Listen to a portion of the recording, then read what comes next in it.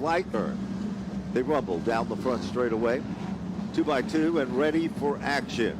Previous winners of this event going back to 2019. The last time the Whelen Modified Tour was here, it was Doug Colby. Getting ready for the green flag in tonight's Seekonk 150. He earned his nickname here at this racetrack to become Big Money Matt. He's on the pole and the green flag is out and Matt Hirschman leads the field to turn one. Right at the start of the event, it was Hirschman that quickly took advantage of things. But all of a sudden, if you look back just at the bottom of the top five, that's where you're going to see that side-by-side racing action. Meanwhile, Austin Beers is reeling back in. There is Anthony Nocella, car number 92, Joe, working his way.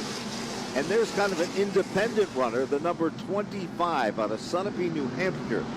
That is Brian Roby. Now, Roby is a former New Hampshire state champion.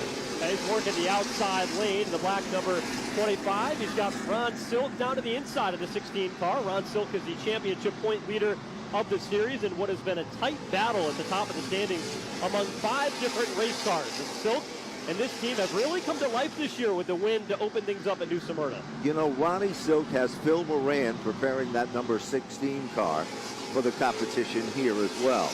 Now, Phil Moran used to be with Doug Colby. We're very familiar with that, Joe, and how that history shook out. But it's a lot different now, what we're seeing, because Ronnie Silk's style of driving isn't a lot different than Doug Colby. But Phil Moran will tell you, as the crew chief for both Colby and for Silk, there's one thing. They both continue to save their tires and their equipment and come on strong late in the event. Trouble now. Johnson makes contact. Car number 3. There was contact between the 22 of Kyle Bonsignor. That sent Jake Johnson sideways. He corrected it. The car darted to the right. And we are under our first caution of the Seekonk 150. 8 laps in for Jake Johnson. Matt Hirschman is the race leader.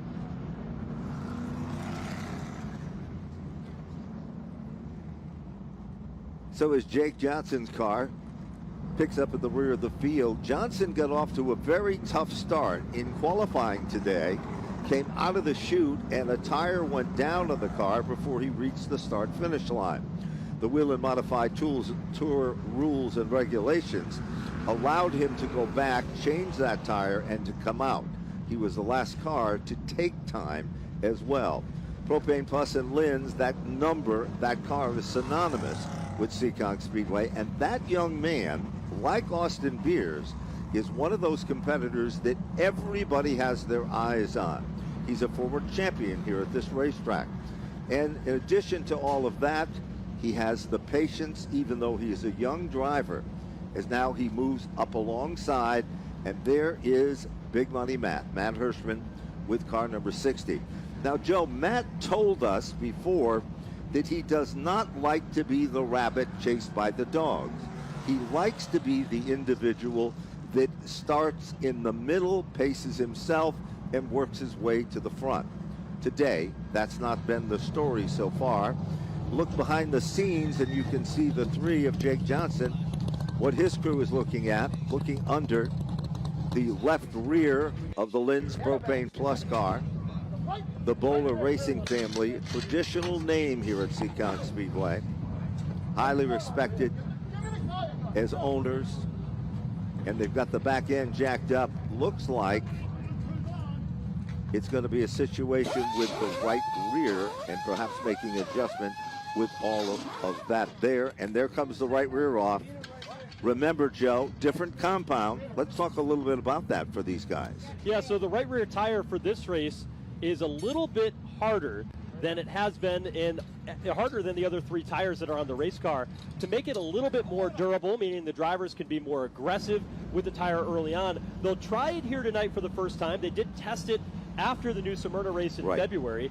But they are going to run the same tire 2 weeks from now on both right sides when we go to Riverhead to continue to see if this tire should be put into the series a little bit further as another option for series officials, depending on race and track conditions. There is a chassis adjustment being made underneath the right rear of the number 3 car, so they took that tire off and making an adjustment. Looks like perhaps a panhard adjustment, or maybe even an internal adjustment, and that's what's happening as we speak. Hoosier Tire brought all the big wheels and the execs here.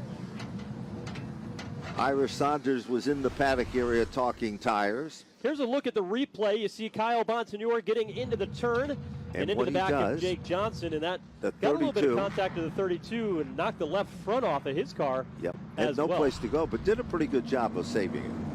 So getting ready to get back under the restart, 13 laps in. It'll be 14 when they get the green. Matt Hirschman leading Eric Austin Beers, I should say, into turn 2. Eric, his dad, won here in 2005, but he'll go toe-to-toe to the outside, does Austin Beers, with Matt Hirschman. Here he is in the outside groove. Hirschman continues to guard the lane. All of a sudden, the number 7 car is coming to life for Doug Colby in the Baldwin race car. And Anthony Cecily working his magic. That black and orange numeral number 19 car moves into the top 3. And we've got a side-by-side battle there, Joe, and it's doubled up 2 rows back from there on. John McKennedy in the 79 car is a driver that, you know, he didn't practice that well today. He went out and ripped off a very fast qualifying lap to put him inside the top 5, and now he's 4th.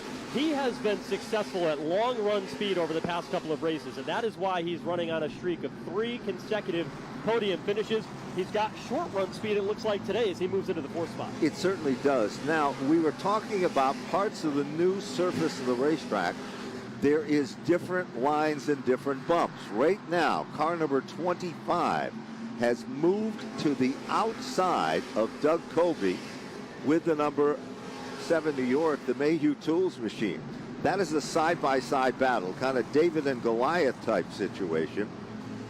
As Colby continues to guard the lane, they say if you go outside, you better have enough speed and momentum to complete the move. Because if you get hung out there on the outside, the inside lane will freight train you, and it is almost impossible to get back in. There's a couple things that are happening here. Not only do you have that new asphalt, the darker patches in turns 1 and 2 and 3 and 4, it creates more grip on the racetrack, but it's also getting a lot cooler out. The sun has now gone down, and that's going to create even more grip. So these cars and these drivers have had to adapt to that. The crew chiefs have had to adapt to that. And the ones who have done so best are the ones moving forward. And you look at Brian Roby, to exactly what you said. He's stuck in the outside lane. He's stuck. Colby got by, Silk got by, and Anthony Nocella, who's very good at this racetrack as well, is now moving to the bottom. Certainly is. Now, Anthony Nocella has won at this racetrack driving a midget. He's won a championship on the Modified Racing Series, and he's had success in the Tri-Track program as well. Anthony running very, very strong. As we said, the outside lane is not the lane to go. But all of a sudden, to the outside, almost like we called it on cue, the black Mayhew Baldwin race car for Doug Colby goes to the outside, and who is the tail that wags the dog in that one? It is Ronnie Silk.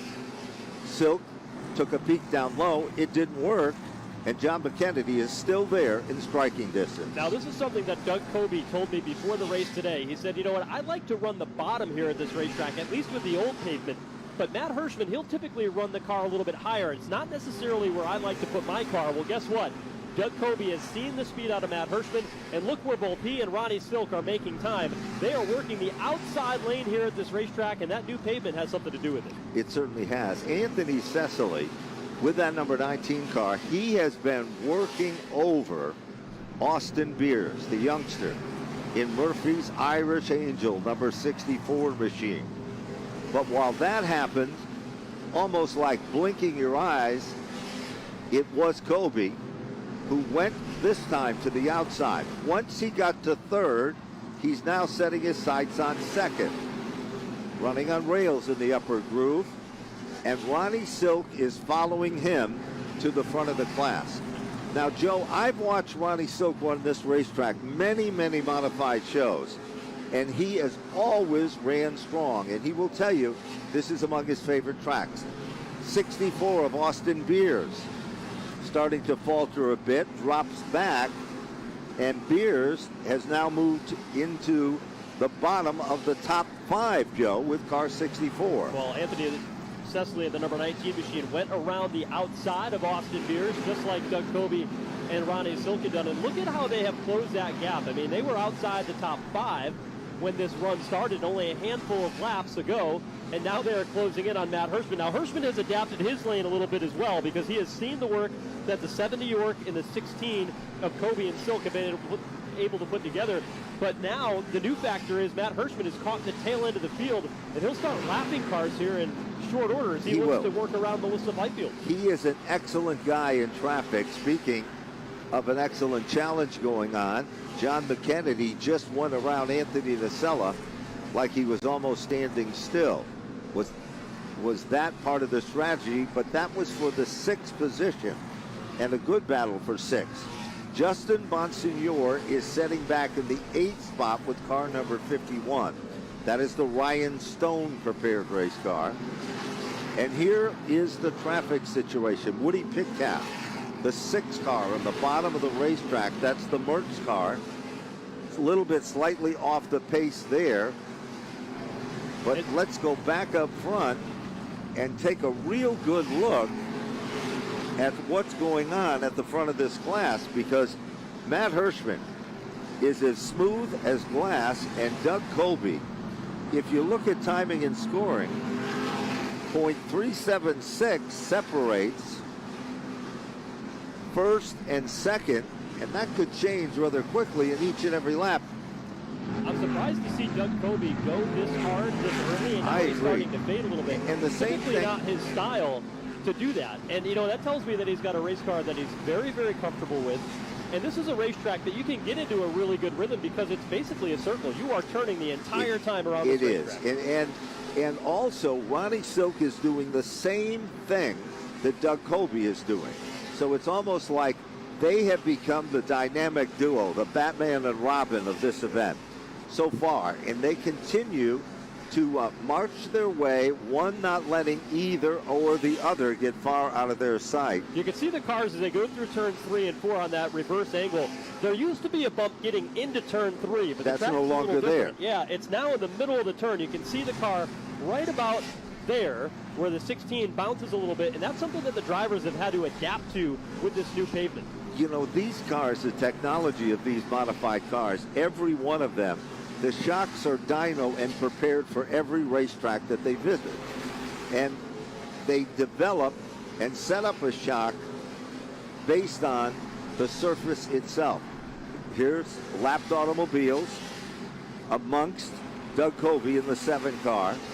And that, of course, is Ripkema with that number 32 on the outside. Remember, he was involved in a jingle earlier, so he's trying to make up some lost time there in a car that Jan Leedy has helped prepare for the competition. Leedy, one of the all-time great modified folks. Jake Johnson was also involved in that incident. Same thing. Several laps down. He's only completed 15 laps in the race. He's back in 28th. He still has a fast race car, but he just came back out of the pit area after making repairs. He has, and if you're forced to go into the pit area here, the adjustments will either work for you or work against you. And I think that might have been the case for the 3 early in this event. That can change, though, because a caution can come at any point, and when it does, the complexity of the race will completely change. Get a good look at this battle here is Jake Johnson showing that he's got a very quick race car, although many laps down. Doug Kobe riding in second, but everybody is chasing Matt Hirschman 54 laps into the Seekonk 150. He is trying to go through traffic, and there is Dave Zapienza, the 36 car. On the outside, he gives way to Matt Hirschman. Hirschman's car, wherever he puts it, it doesn't seem to develop a twitch, any movement, side movement. It just continues to go. Wasn't very long ago that we were talking about Brian Roby running in the top 5, but now all of a sudden he's struggling in the bottom lane. Yeah, his car is faded quite a bit, 25 of Brian Roby. 12th right now, and 12 cars a lap down. So it doesn't take long. One slip-up can change the entire complexion of the event. Craig Lutz is back in the 11th spot with Zapienza. So and John McKennedy, he's still trying to stay in that top 7 bracket. And if that's part of his strategy, it might be really paying off. as there's the Riverhead Building Supply machine, car number 46. So Doug Kobe there in second has been able to gap Ronnie Silk just a little bit and is working this traffic. But, you know, last time out, he had a strong run at Lee, but a clutch failed late in the going. And one of the struggles that this team has been having is they have had good runs like they are having tonight inside the top three, but there's been a couple of times this year, Richmond being one where they had a leak, and then last time out at Lee where they weren't able to finish and capitalize on it. But Ronnie Silk right there in third, he's had the opportunity to capitalize on most good runs and started the season off with a win. It's been well documented, leads the championship points, and continues to carry that momentum every stop we make. Now, Ronnie Silk's spotter is helping him, reminding him the importance to be patient and stay with Doug Kobe. They come up on Dave Sapienza's machine directly in front of those two cars that are, as we said, they're up front in the competition here. Now, one slip up. Look at Kobe. Nice move there, Joe. He went from the high line to the inside line, and here comes Ronnie Silk. Now, if Silk sees the door open on the bottom and he can get a wheel down underneath Doug Kobe, that could be the advantage he's looking for. But, Joe, it doesn't appear that way at all. Now, Kobe is starting to string it out. Leader still remains Matt Hirschman in this event with 65 laps and counting here from the Seekonk Speedway. And Matt Hirschman is just on the move, setting a blistering pace in this one. He is now lapped into the top 10. Only 9 cars in this event remain on the lead lap, and we are 67 laps in, not even to halfway yet. Not even the halfway, and that's half the field, by the way, he has lapped. So that's pretty impressive, to say the least, in this one. Matt Hirschman's preparation, though, is like no other. He is the most prepared. He is very physically fit, health-minded individual, and that's been very a key to his success over the past several years. That's right. He keeps notes. He said, I have a notebook on this racetrack alone that is as big as the Encyclopedia Britannica. For those of you that don't know what that is, that was before everybody Googled the information. I was going to say, it's like Google today, right? It's got the depth and breadth of Google. You see Doug Kobe and Ron Silk now in the battle here. JB Ford. Oh, little sparks flying behind them. And that looks like it was the 82, the Danny Watts-owned race car. For Craig Lutz, got a little bit wide and scuffed that wall. You pointed it out best, Joe. This is a very unique racetrack because it's a big momentum track and a big circle. There is no direct straightaway, then turn left. You're always turning. Almost 3 wide again in that mid-pack of cars. And there is, to the inside, is Silk. And Ronnie Silk is able to make that move. And Jake Johnson is trying to make up for lost time and lost ground with that number 3. And he follows Silk. For every move is a counter move, Joe. Now, while they're working through the leaders in lap traffic, JB Ford and Craig Lutz are in a battle for the 10th position. So pretty good battle going on there while there's 2 different teams on different agendas, and Jake Johnson, who's many laps down, running the event in last. You talked about the circle and how you drive this racetrack. You drive it with the steering wheel, yes, but you also drive it with the accelerator. It's almost like getting into the turn, how with a dirt car, you step on the gas to snap it sideways to get it to turn. That's why one of the keys to our race today was take care of that right rear tire, because you really lean on it here at this track to make it work, to make it rotate through the center of the corner. You know, we sometimes make the comparison. There's our leader, car number 60, going around the number 22 car in traffic again. It's Matt Hirschman. You know, when you ride your bicycle on the street, if you have too much front brake in it, the back wheel of the bicycle comes around. Well, here at this particular racetrack, you want to set up your brakes to do just the opposite. You want rear brake with a little front brake, so it lets the car go in, free up a bit, and you can get back on the throttle. Hirschman guiding that car now with some open racetrack ahead of him. And after he won the pole today, he said, you know, this is one of those races where we could have a fast car in time trials under sunny conditions, and then when we get into race trim, we might miss it completely because the racetrack's going to change so much. And the variable of how will the tire, that new right rear compound impact, the new pavement that we've talked about, will we be able to hit the setup? Clearly they have, and if you look just a little bit ahead in the frame, Matt Hirschman with a huge lead, is starting to close in on the defending series champion, John McKennedy. McKennedy, who has fallen back from a top 5 starting position now to 8th, is only a few car lengths ahead. Yeah, John McKennedy's car started to move at the start of the event, and then he got in the wrong lane and it started to back up just a bit. You have to have finesse to get around this racetrack, and you're looking at the finesse that Matt Hirschman has. As Hirschman comes up on the defending champion, moves to the inside, goes by him, almost like he was stopped on the racetrack. No contest. Now, the big question is, will John McKennedy pull to the back bumper of Hirschman and use him as a pick as he tries to work some lap traffic? Remember, you're constantly turning on this particular racetrack. It doesn't surprise you to see John McKennedy linger back and be, mildly aggressive here just past halfway. But Matt Hirschman's really good at that too. And so to see Hirschman just go blowing by John McKennedy as if he's standing still, I mean, Hirschman is absolutely putting on a clinic out here at Seekonk today. He's going to go underneath Brian Roby, just a little bit ahead Tyler Ripkema, Dave Zapienza, and before long he's going to start catching Justin Bonsignor, who is a winner at this racetrack back in 2018 and has had a lot of success here as well. You look back into the record books and who the previous big winners were. We said in 2019 it was Doug Colby, Justin Bonsignor. The year before that, Doug Colby was back in the winner's circle, and Timmy Solomito secured an impressive victory back in 2016. And Eric Beers, the father of Austin Beers, he also visited Victory Lane. Here's some heavy traffic right here. Way and as wide you can behind see, the race leader. Yep. Matt Hirschman moves to the inside, makes it look so easy, as Tyler Ripkema is trying to continue to hold on there as well. But there is your leader, literally gone at the front of the field. The way they're running, with 93 laps in the record books, Hirschman is the leader. Doug Colby is still setting in second. Ronnie Silk is third. Austin Beers from the outside row went back to the 4th spot. Anthony Cecily rounds out the top 5. And then Joe 6th through 10th. That's a whole different story. Here's Doug Colby.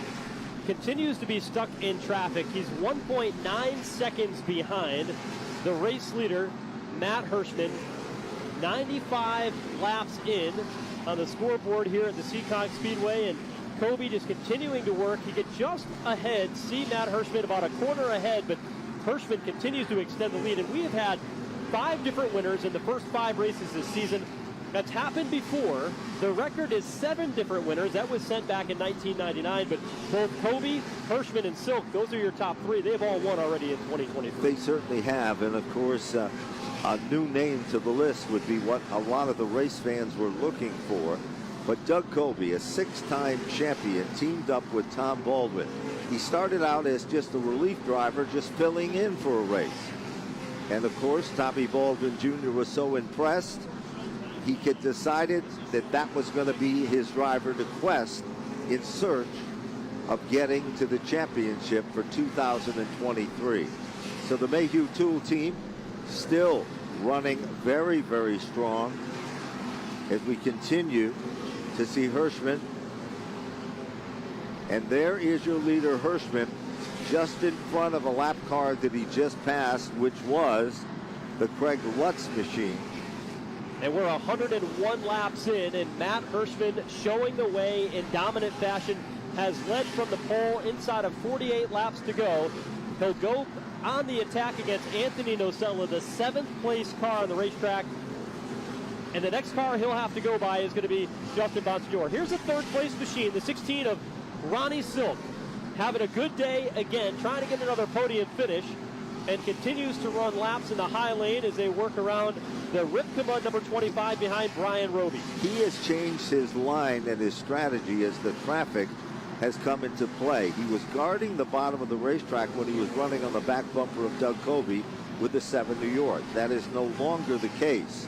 3 cars come off the turn, almost like in a conga line as they work their magic. Dave Zapienza, 59 years of age. And there is believe it or not, Matt Hirschman is coming up on Justin Bonsignore, who is the 6th place runner at this time. The Phoenix Communication car that Ryan Stone prepares, and watch how easy and how good that Hirschman's car is working, because he just pointed it to the bottom, and then Bonsignore's car drifted up just a bit. Once he got by, he continues to pull away.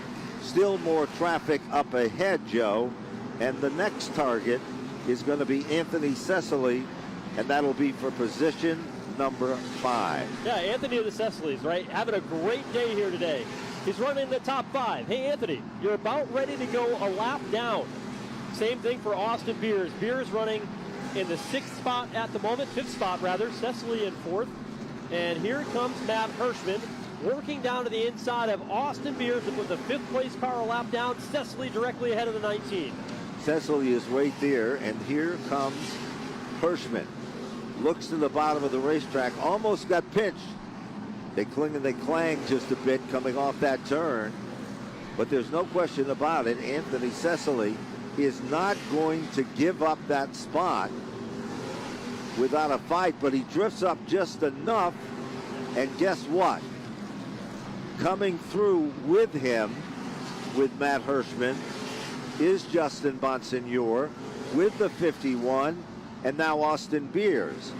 So Anthony Cecily's strategy by getting up that 1 lane higher, it just didn't pay off, Joe. And now he goes back around the outside of Austin Beers for a moment. Doug Kobe in the 7 New York on the right of your frame. Oh, trouble now. One car around. It's a 3 of Jake Johnson, and he will bring out the 2nd caution for the 2nd time today on lap 115. So Johnson goes around off turn number 4, and that will bring everybody back around.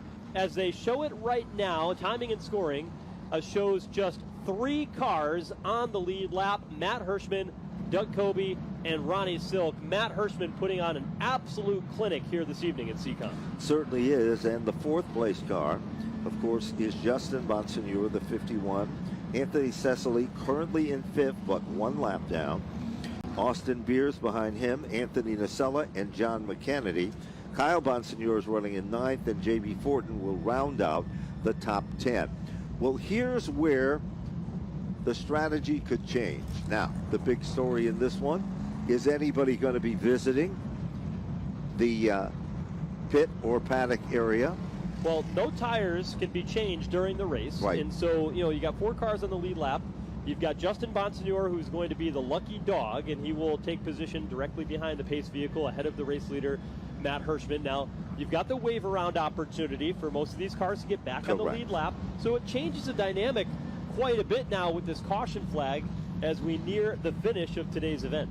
And remember, you can't make a tire change, but you can make a chassis adjustment change.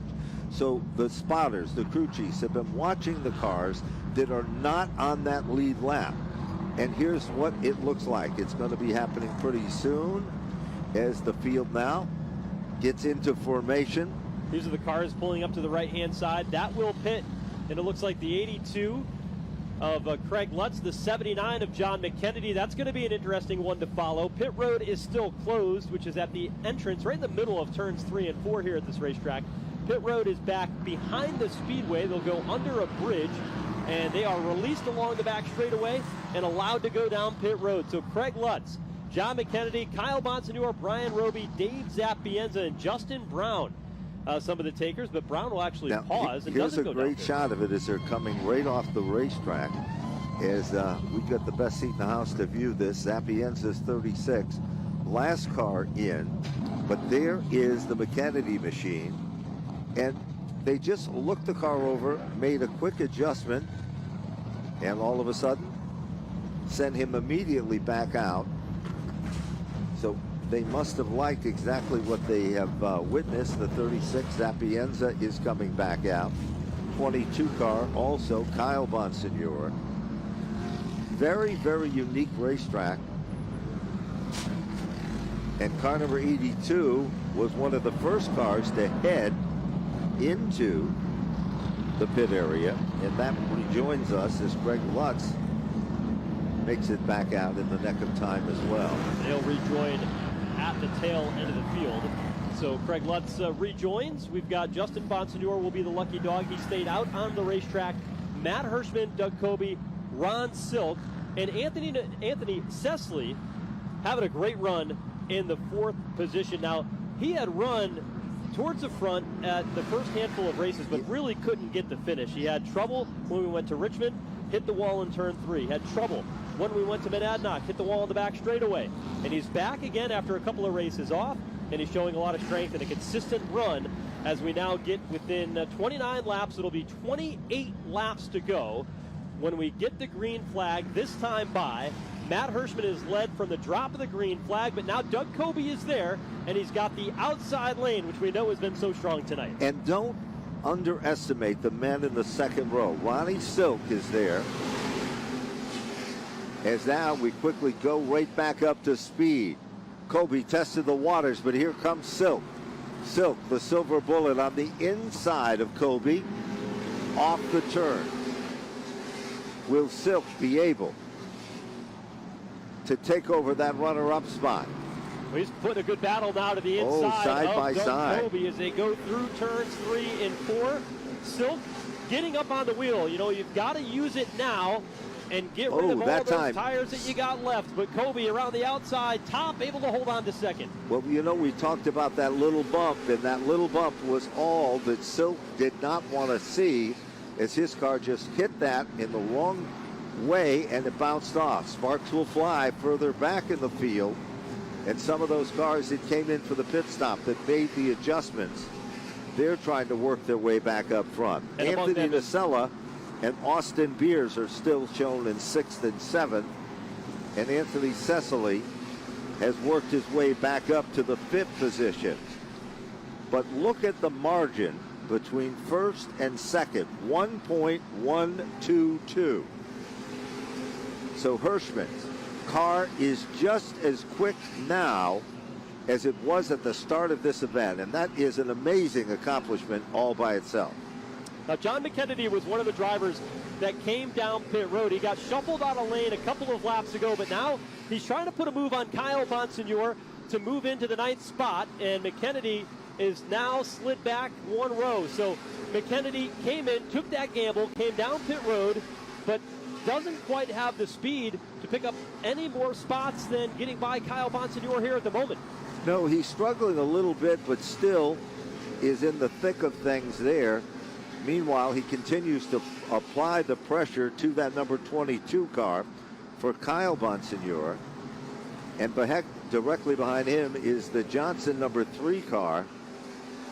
And as the conditions of the racetrack are starting to work and wear in, with a lot of rubber being put down on the racetrack, here comes Silk again with that number 16 car. Trouble in turn 1. Multiple cars involved. Anthony Nocella goes around in the middle of turns 1 and 2. Several cars had a scatter to the outside lane of the racetrack, and a heartbreak for Nocella because he was inside the top 10, and like happened at Riverhead, get down to the final stages of the race, and he loses a good, solid run. So this is the second time this has happened to Nocella, but it's the 3rd caution of the day. Comes out on lap number 134, and it's for Anthony Nocella and a spin in turn 1. Yes, it was. He was running in the 10th position at that time, behind Kyle Bonsignor, who was running in 9th, and John McKennedy, who was being shown in the 8th position there.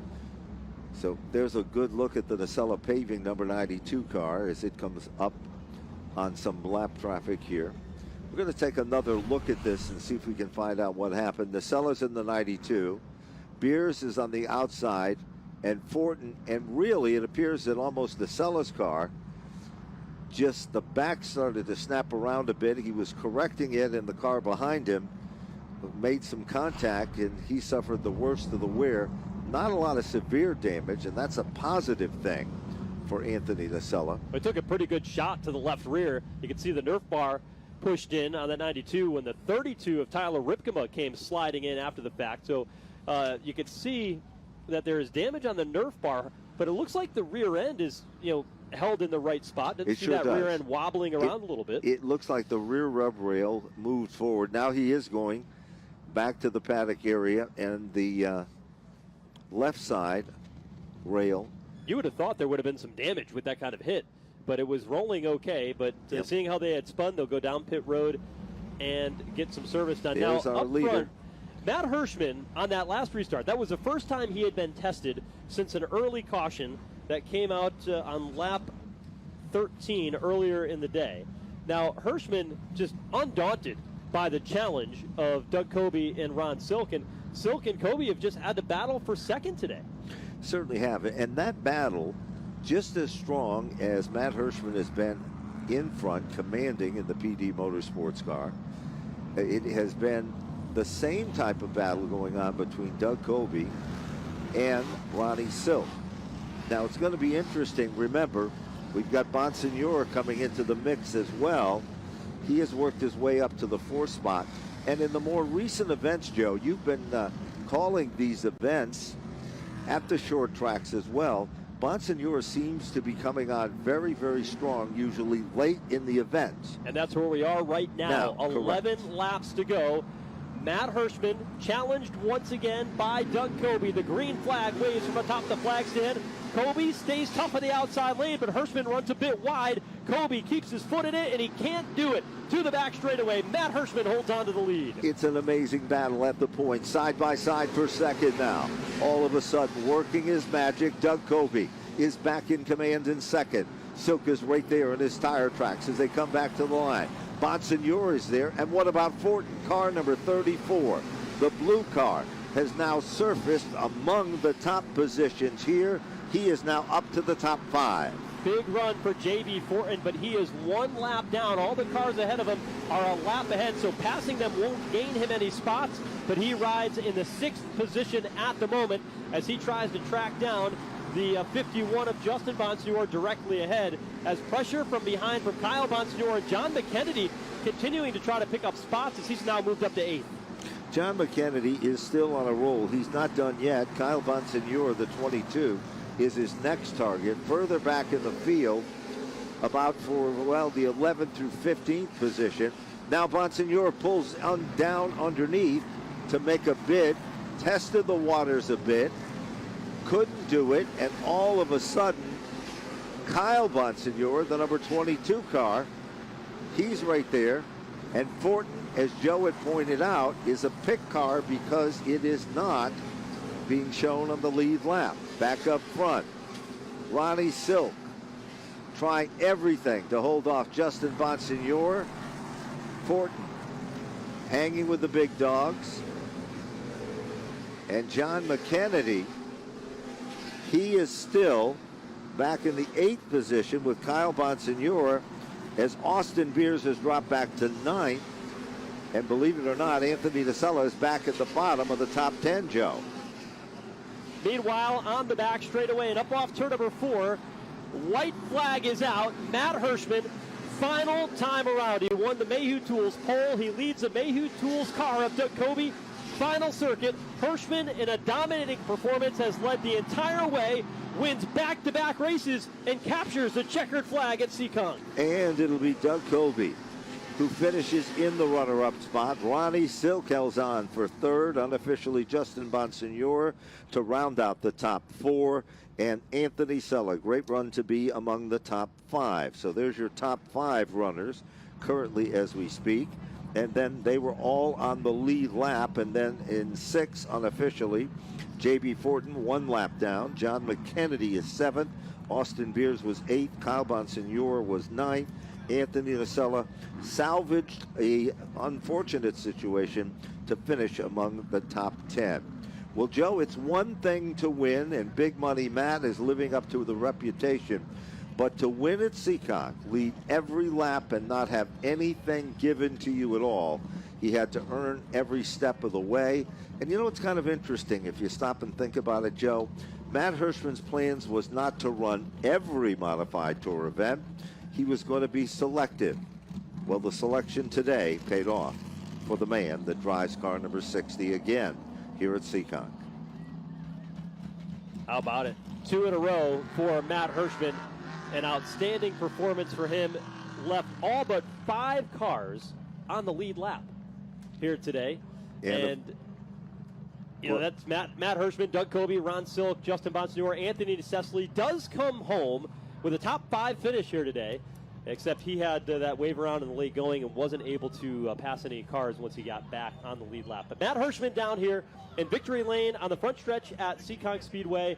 And what more can you say? Sheer domination here tonight. Absolute domination, and not a surprise to a lot of folks. As we look down to the finish of this particular event, there weren't really that many surprises. The cars that we felt were going to be strong ended up among the top 5 positions. The other cars worked their magic, came from midfield and the back to do so.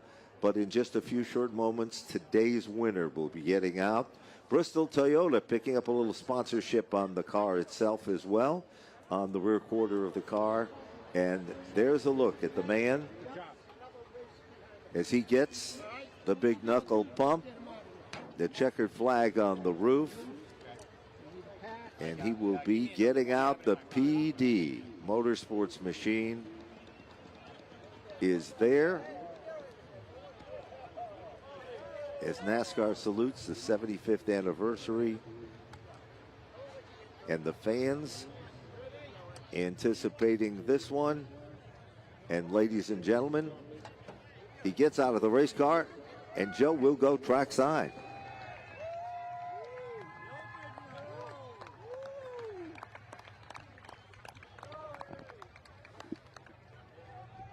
So Matt Hirschman victorious today at Seekonk. Let's go trackside to hear from our winner, Matt Hirschman. Gotcha. Real quick. So here with our winners, Seekonk 150 winner. From the beginning to the end, leading the entire way. Just take us through this one. Yeah, I mean, pretty dominant performance.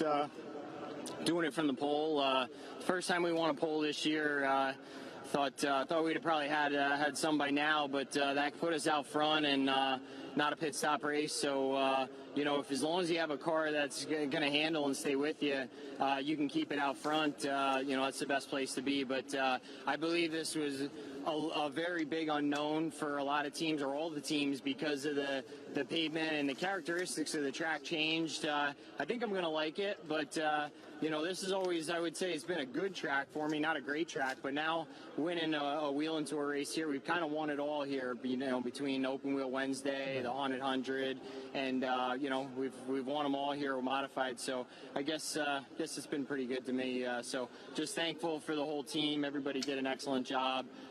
You know, this whole PD Motorsports team, the Bristol Toyota local sponsor here on board for this race, and then all of our sponsors, supporters, and crew members here that work hard, and you know, both at home in the shop and here at the track. So really thankful to have a great team to drive for, a good car underneath me, and who knows, we might just figure this deal out yet. Back-to-back wins for you, though. What does this do for momentum heading into the next race? I mean, we'll just take it one race at a time. I mean, it's always a good thing. I mean, I don't care if you win on the Whelen Tour at your local Saturday night track. If you won, you did everything right when you win races. You don't usually win them when you don't do stuff right. So, you know, I don't care if it's my local home tracks in Pennsylvania or the Whelen Tour. When we go to the races, if we do everything right and execute, we always seem to have a shot to win. So, really, like I said, just appreciate the good days, and 2 in a row, and we'll go on to the next one and see what we can do. Make some noise for your winner, Matt Hirschman. So there you have it, Matt Hirschman victorious here today at Seekonk. You know, a couple other drivers had pretty solid runs as well. We talked about the top 5 effort for the 19 of Anthony DeCesely today, but how about J.B. Fortin in the 6? He said he spent all day in practice just focusing on getting comfortable in the race car, and that comfort certainly paid off with a 6th place effort today. John McKennedy was able to get back to 7th. Austin Beers, Kyle Bonsignore, Anthony Nocella rounding out your top 10. Matt Hirschman, he won practice, he won the pole, he won the race in dominating fashion, as he was able to hold off the hard-charging Doug Kobe and Ron Silk that no matter what they didn't have anything for car number 60, as Matt Hirschman wins 2 in a row tonight in Seekonk.